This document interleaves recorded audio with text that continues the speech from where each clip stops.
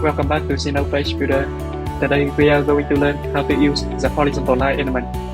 The horizontal line element is essentially a line or divider that you can easily add to the page to create separation and visual hierarchy. Here I have a horizontal line element on the page, and it separates the section above and below. Let's walk through the options the horizontal line element has to offer. First, we have full width. You can enable or disable to make the horizontal line full width or not. You can adjust the width for the line.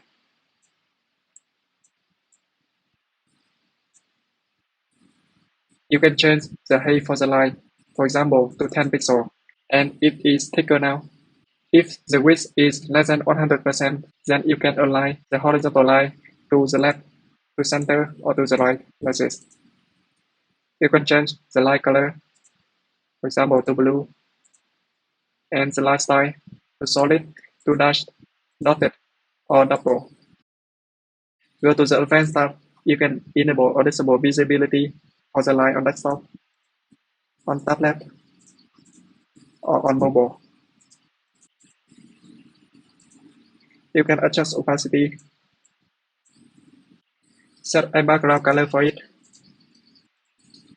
or a background image.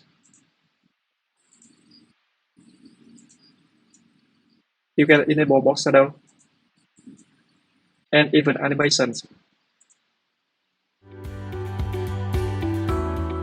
If you found this video helpful, please give it a thumbs up, and don't forget to subscribe for more tutorials and tips on mastering Zeno Page Builder.